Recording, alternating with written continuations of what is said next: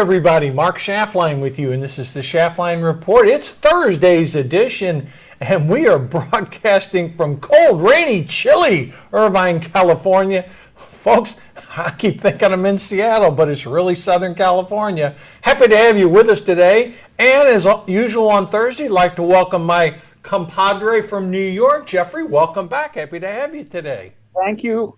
Thanks. Good being here. And I just want to tell you, you're invited to my house, which is warmer. It is warmer in New York than Southern California. Oh, I'm telling you, we had tornadoes last. It's been crazy out here the past 3 or 4 days. Jeffrey, you're at the epicenter of the political universe right now. The question everybody's asking, will he or won't he? Tell us what's going on with the district attorney, the grand jury in New York. You're front and center. Well, only his hairdresser knows for sure. But if you can't get an indictment with a grand jury, there's something not good, because it's like that old thing about a DA can get a ham sandwich indicted, and it's coming from the grand jury. Mm-hmm. I think the only reason why he can't, he already decided not to indict him. Then he decided to indict him a couple of months later because 2 of his guys quit because he didn't indict him. He's getting pressure from the party to indict him. He's going to be running for re-election soon, and New York is to the left of the left. Yeah, so, but this guy's not going to face any real serious opposition. I mean, when you think about it, even Schumer, your distinguished senior senator from New York. Wait a second. he would not give him an endorsement. So, I mean, look, Schumer knows Trump. He knows the whole deal. He's got to be sitting there saying, what in the heck are we doing here? This is a 6-year-old misdemeanor at best. And now, apparently, Michael Cohen's credibility as a witness is being questioned. So, and Trump's favorability has gone up a couple of points since Sunday when he said he's going to be indicted. Yeah, I know. I did notice that. We're going to talk about that a little bit later in the show. But think about this, though, Jeffrey. I mean, if you can't get a grand jury, which basically the prosecution feeds the case, I mean, the chance of conviction, I think, is virtually nil. And why in the world would you put a former president through this, establishing a president of Banana Republic on a misdemeanor? I mean, this blows my mind, Jeffrey. I mean, I don't know. Maybe I'm... Again, when he said he's running again. Well, he has a right to do that, I know, but not to the left. No, the left is freaked out. The left is the Antichrist. Yeah, of course he is. When they have good reason to worry about that, too. I mean, look, you and I have talked on this stage many, many times. The Republicans are going to have a robust primary season. We've got 3 announced candidates in the race right now. There's going to be more. DeSantis likely, Tim Scott likely, Pompeo maybe, Mike Pence maybe. There could be others. But Trump still is the 800-pound gorilla in the room in the Republican Party for right now. Yeah. Okay? And again, I'm of the belief, and I don't think I'm wrong here, if he does get indicted, I think his numbers go up. People are going to look at this as a political persecution, and they're probably right. I mean, Jeffrey, I just cannot conceive of this DA and this grand jury moving forward with a flimsy case like this. Well, here's the problem for him. Yes, his base is going to get more solid. Anybody who might have stayed home is going to get out. Mm-hmm. He's going to lose the independents. Yep.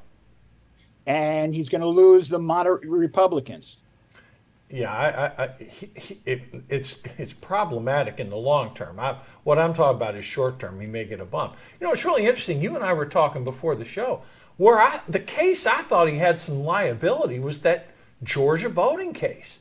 I mean, that's the one that I think maybe has some teeth to it. I'm not saying guilty, innocent, I'm not making a judgment on it, but of potential charges. on the document case, Merrick Garland will probably wash his hands and say, Trump, you did bad. Biden, you did bad. No harm, no foul. You and I have talked about that. Offsetting personal fouls on both former president and current president. Yeah, so that's what they're going to do on that one. This one's Those have to stay after school. Yeah, exactly. This one's a 6-year-old misdemeanor. Who cares? I mean, at this point, it just is so meaningless. And then, when the Georgia thing originally happened, I had an audio of it, and I haven't listened to it since then. But when I first listened to it, I thought it was a nothing, and I gotta go listen to it again because it's 6 years ago, and I don't remember what I had for breakfast. So, well, I'm talking about the Georgia case on the interference. That was 2 years ago. Okay. I thought it was. See, I got it all wrong. I thought it was that when he called up the. Yeah, but that was in November 2024. I mean, excuse me, November 2020 is what I'm talking about. Yeah, right after the election. I have that audio. I have to listen to it again. Yeah, but again, it's creating a spectacle. And again, I always thought, someone in the Biden White House has got to get on the phone with this DA and say, what are you doing? Figure out how to get us out of this mess, because it's not going to look good. It really isn't. And Jeffrey, what I'm concerned about more than anything else, it makes the United States look like a banana republic. We don't need that. Okay, this isn't more than Biden's already doing it. Say again? It's making the United States look like a banana republic more than Biden's already done that. Oh yeah, absolutely. There's no question about it. Look, I can harken back to Richard Nixon and Gerald Ford. I mean, there were some issues there, but I mean, this thing, a misdemeanor. I mean, come on, it's questionable at best. So again, we're not going to defend Trump. We give it to you straight, folks. But whether he did it or didn't do it, most people don't care. I mean, unless you're hardcore left-wing Democrat, of course, then you want to see Trump in handcuffs. But anybody who wants to talk about it and really believes it, I just say 2 words: Monica Lewinsky. Yeah, we could go there too. All right. No, I'm not saying that it was real or it wasn't, but they wanted to impeach him, and it didn't happen because they said, "Oh, this is nonsense." Well, I'm of the opinion, whether he did or didn't, he writes a check to her for $150K hush money, signs an NDA. Those are perfectly you're allowed to do an NDA. He chalked it up as a legal expense, I guess, to Trump organization. It'd be one thing if he was a public company, but he's not. It's a private company. He's the main shareholder. I don't know. To say that someone was defrauded or lost money on this, that didn't happen. So I don't know. The case seems real flimsy to me. Well, he could do what I do. I don't sleep with anyone except my wife. I'll never have that problem. Well, it's interesting, though. DeSantis sort of weighed in on this a little bit. Now DeSantis has been withholding, returning fire on Trump, but it's looking more and more like he is going to, at some point, May or June, get in the race. So he fired back some things about what happened to Jeb Bush. Jeb Bush didn't say anything till really too late. Trump it was too late. Told everybody what he was. Right. DeSantis isn't going to make that mistake, but he did wade in and start talking about Trump's character.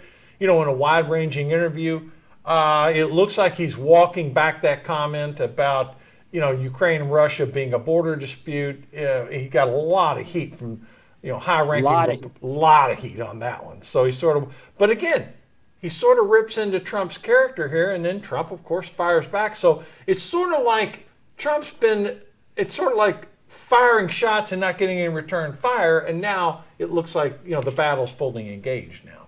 Oh, yeah. The gauntlet has been thrown, even though DeSantis hasn't announced that he's running. Yeah. But he's running. And I think there's strong indications, Jeffrey, Tim Scott is raising. I hope so, because I think he's better than the other two. My own personal opinion. He's going to be given a big time shot because Tim Scott's well respected within the party, and he's a formidable challenger here. Without being a jerk. He's what? And he's a conservative without being a jerk. There's no question about it. No, absolutely. And he's got some really good mainstream ideas. So, look, Right. that's why I think at the end of the day, there is going to be a battle for this nomination. And people who think they're just going to reward it to Trump and it's going to be a replay of 2016, I don't see that. I Well, see. you and I have been saying that for over a year. Yeah, we have been. Yeah. And now, will some of the other players get in? Pence, maybe. Mike Pompeo, Coming maybe. in. Huh? Pence is absolutely coming in. I think so. Absolutely. I I have a would, friend who went to work for him that worked in the White House. Absolutely. He hasn't told me anything, but it's going to happen. well, I see no reason why he shouldn't. He was a successful congressman. He was a successful governor of Indiana. You know, he survived 4 years with Trump as vice president. Distinguished himself pretty well. You know, senior guy within the party. I mean, Mike Pence. There are not going to be scandals concerning Mike Pence, and He might be a little too much on the conservative side. maybe, but you know, He used to believe that you could put away a gay person to have indoctrination to become straight. Well, one thing about Mike Pence, there is no ambiguity in Mike Pence's positions. He is crystal clear where he stands. I think he's an honorable man. So I do too. I've never said a bad word about Mike Pence. And when all the stuff was going on January 6th, a couple years ago, Mike Pence did the right thing under intense pressure. So again, this race is going to get fascinating. But First, absolutely. But let's talk about it. Let's shift over to the Democratic side here. You know, I saw something that really surprised me earlier today. Biden's approval. This was an AP poll. And there was one other organization as part of it. Biden's approval. NARC, 38%, Jeffrey. That's nearing his all-time lows, which happened, after the Afghanistan debacle, Right. and when inflation was at its peak. He was at 45% in February, 45 in February, 41 in January. When you go from 45 to 38, 7-point drop. What do you account for this, Jeffrey? Is it because of concern about the banking system? Is it a general malaise with inflation? I think it's a lot to do with China. Elaborate a little more. Well, that's one of the difference between Biden and Trump. Trump had China doing what he wanted. Biden is doing what China's wanted. He's not leading the country. And that's when you said banana republic before. To me, he hasn't shown any strength. Hasn't shown any strength of America. And I'm a big believer in it's not only Trump, but Reagan, peace through strength. Mm-hmm. And he doesn't show strength. All he does is show weakness. And the other countries are making fun of him, us. And you look at the deal between the Saudis, the Iranians, and China.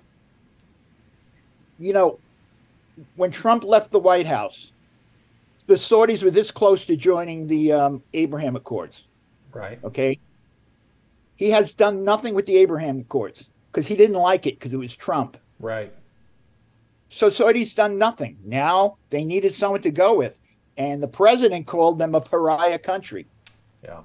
Yeah, no, that wasn't a smart move at all. We used to be the strong one in the Middle East. We're not anymore. Now, a lot of the Saudis and a handful of other countries, they have lost a lot of faith in the U.S. And frankly, U.S.-Israeli relations, aren't anywhere near what they were when Trump was president. The Biden administration failed on all fronts related to the Iran agreement. They were pushing for it against really the will of a lot of people in the Middle East. You have a situation where Xi and Putin just met, reaffirmed the fact that Russia is going to continue to sell China oil. China sort of shifted away from the Saudis and is buying discounted Russian oil. It's good for Russia because they have someone to sell to. I saw them hugging so tight yesterday. I thought they were going to have a baby. Yeah, it was pretty. It was ceremonial, but at the end of the day, I think, if China does not provide lethal weapons to Russia, then I think you can say Putin didn't get everything he wanted. But let me get back on Biden for a minute here. 38%, Jeffrey, that's bad, okay, for a sitting president. And you and I know, we're going to get into economics in a little bit, but it's not just nationwide 38%. In the state of Iowa, he's at. I have a question about Iowa, though. Well, I always been trending red, okay? Right. But 30%? Okay. Does it have anything to do with the fact that the Democratic Party made them not first? It may have a little bit to do with that, but Iowa's been trending red anyhow. And Right. look, the reason I plugged out one state's number is because it's so low. Okay. I mean, it shouldn't be that low, but it is. Okay. So then you have to ask yourself this question. Okay, Biden's going to announce at some point, I'm guessing within the next 30 days. I've seen no indication that he's not going to. Double negative there. But again, if his poll numbers, Jeffrey, are in the mid 30s, and you and I both know, we're going to talk economics here in just a second, if we do go towards a recession, and it may be shallow, it may be hard, we don't know yet, but we know there's problems within the banking system. I mean, that cannot instill confidence in a president. Having said that, I thought, and you and I talked about it, I thought the administration, the Federal Reserve, the Treasury, the Federal Deposit Insurance Corporation, Office of the Control of the Currency, I thought that they came together and did a pretty damn good job to handle this fiasco, which was Silicon Valley Bank and then later Signature Bank. So I didn't criticize the administration for that, but the general public, I think, was given a wake-up call here. Yep. I think that's part of it. So I think that, it's funny. I stopped watching Fox because it's just too crazy for me. But I started watching Fox Business, at least in the morning, to hear all the discussions about what's happening with the economy. And all these guys believe it's going to be, fourth quarter, we're going to go downhill. They're seeing a slowdown in retail. They see, the inflation rate is still only 6, but it's 6. And they see all this stuff happening, and they think by Christmas time we're going to be in a recession. That's not going to surprise me at all if that happens. I mean, look, I agree with what the Fed did yesterday. They raised rates 25 basis points. They modified the language somewhat. Well, yesterday the stock market, in the 2 hours after the announcement, dropped 500 points. On the Dow, the S&P was down an equivalent amount. Today the market rallied. Didn't make it all back, but as of the airing of this show, about half of it had made itself back. People were piling into technology shares on the belief that the Fed will cut rates later this year. I do not see a scenario where the Fed will cut rates. However, I do think there's a situation building here where, some commentators have referenced this, others have not, but as some of this money has shifted out of these regional banks into money center banks. Now, for the most part, Powell said in his speech yesterday, his Q&A, that stopped. But a lot of money that went out into the money center banks, that's not going to be loans that can be made by these mid-sized and smaller banks now. So by definition, and Powell said it yesterday, credit is tightening. So when you tighten credit, and then you think about where we've gone in the last year from basically 0 to 4.75% with 9 interest rate hikes, that has to have an effect on the psyche of people and people's borrowing needs. I mean, when you could borrow for free, great, but now you can't borrow for free. And financial statements are going to be scrutinized, and banks may not have as much that they can lend. So, Jeffrey, your thought of maybe a Q4 recession, yeah, it's a distinct possibility.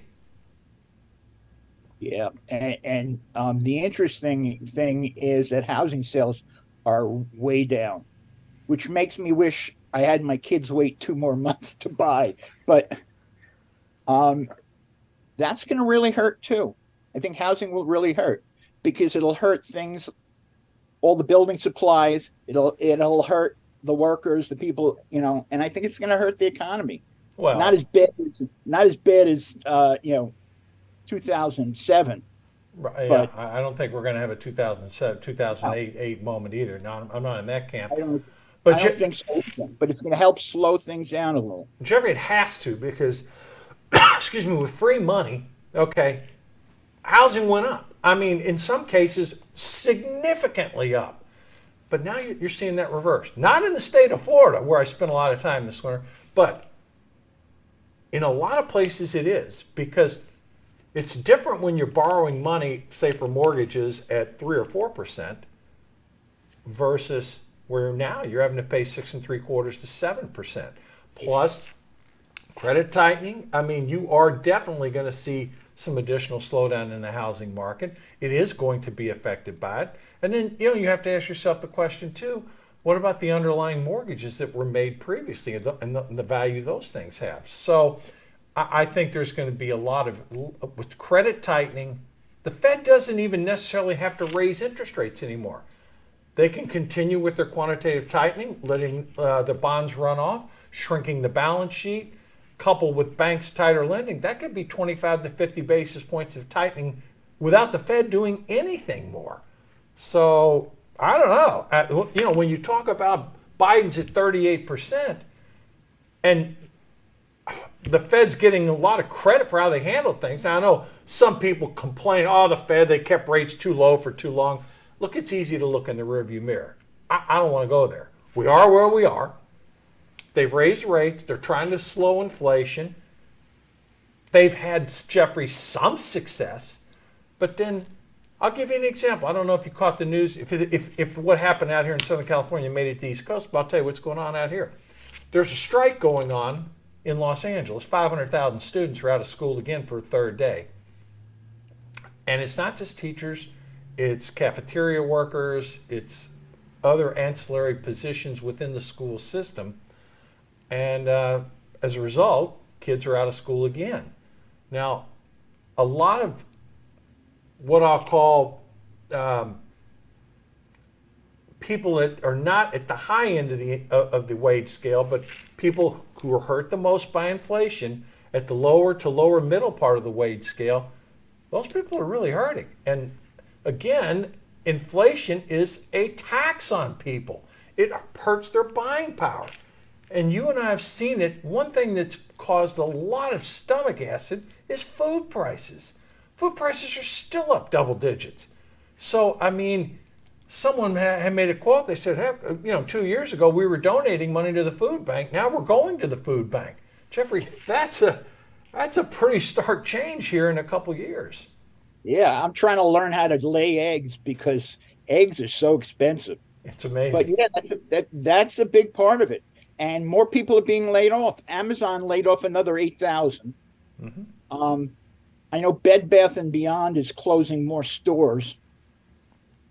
So some of that stuff is starting to happen also. Yeah, well, as credit gets tighter, it's not going to be free money, and it's going to be more difficult. Now, big businesses, some of the ones that are publicly traded, they're not having any problems. I mean, look, the Amazons, the Apples, the Microsoft, I mean, you don't have any worries there. But smaller growth companies are going to have some problem. Well, yeah, but Senator Pocahontas says it's all the big businesses' fault. Thank goodness she's a senator from Massachusetts, and oh my God, never thought I'd say thank God Biden's president instead of her, but she's that bad. Oh my God. Listen, good point. Listen, our governor out here, Newsom, California, get a load of this. We already import 75% of the oil we need, even though California's got plenty of oil. These leftists and greenies out here, that think everything can run on, electric. A lot of cars are still powered by gasoline, okay? And California imports 75% of its oil. Why? Because, this green save the planet nonsense. Between the lefties trying to take away oil company profits, which Newsom's trying to do here, trying to cap it here in California. I don't know how you do that, but he's trying to. And with the things that the federal government has done on limiting drilling in certain areas, it's a wonder that energy prices are where they are. I mean, Jeffrey, if you had high energy prices right now, you'd have people literally screaming at the rooftops. That's right. So and I don't think it's going to get any better. It might not get any higher, but it's not getting any better for a long time. Well, and when we do have a new president, if it's a Republican, that will recover so fast that he or she is going to be the biggest hero in the world. Well, we gave credit to the Biden administration for approving 3 of those 5 leases to ConocoPhillips. So I don't want to make them be bad guys on everything. They at least did that in the face of huge opposition from the Greens. But overall, to say the energy policy of Democrats is friendly to consumers, that's just not true. Speaking of not friendly to consumers, and Jeffrey, this is no joke. You know, crime in these blue cities is just off the charts. I mean, Yep. I mean, Los Angeles. I mean, they had it on the news last night. You know, some guy with a gun. Couple and going out to dinner. Pulls a gun on them, robs from them. An hour later, the same guy did it to somebody else.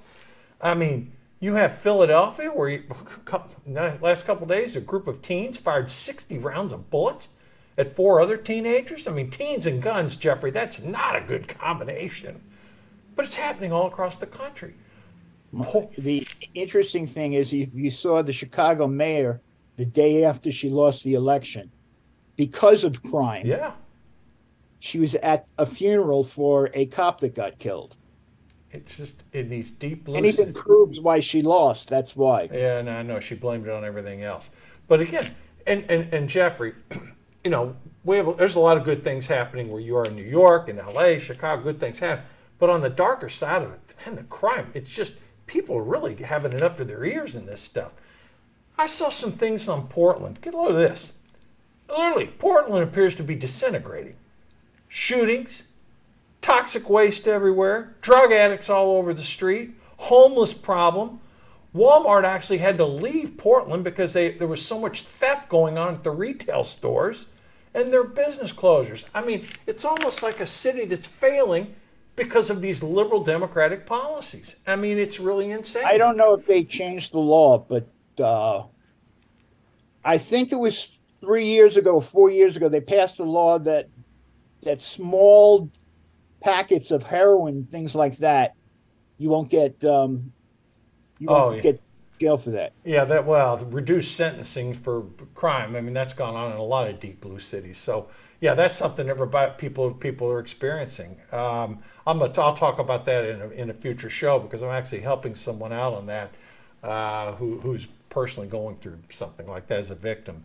But anyhow, that stuff is happening. So maybe between all the problems with the crime, the inflation, the food prices, China, the guy who runs TikTok in the United States was testifying before Congress today. I don't know if you saw any of it, but boy, they whipped him bad on both sides of the aisle. I mean, it was. You never see a bipartisan thing, but it was bipartisan today. They were pounding this guy, that's for sure. TikTok's got 150 million users in this country. I mean, yep. It's astounding. That's a gigantic number. And it's mostly the kids. I mean, I can't see. I never joined it. No, I'm not on it. Have enough social media. You know what I mean? Right. All right. Well, let me ask you this. We had about a minute to go. I always ask you this. Okay, where do we go from here? Is the Trump news going to be the big news? Banks, inflation, the economy. Over the next couple of weeks, Jeffrey, what's going to, quote, move the markets and move the political needles? Well, I don't think the political situation is going to change in the next week. I think in 2 weeks, whenever the Florida legislature is done, DeSantis is coming in. I don't know what's keeping Tim Scott out, but they're definitely coming in. So is the former Vice President Pence. Yeah. So I think it's going to start getting crowded, which isn't good, because too many people guarantee a Trump win. I think that you're going to still see, what is it, 2 weeks from now, when we see the new jobs report, it's going to be going down, not up the way we've seen it. Yeah, unemployment's sitting, 3.6, 3.7% right now. Still very low. And a week from today, I think, a week from tomorrow is the biggest American holiday. Yeah, your favorite opening day. Opening day of baseball, the only American sport. But, keep your eyes on the reports that are coming from the government. Not necessarily a particular stock, but which markets are doing better? The ones that are more financial, the ones that are more tech, to see how the industries are doing. Mm-hmm.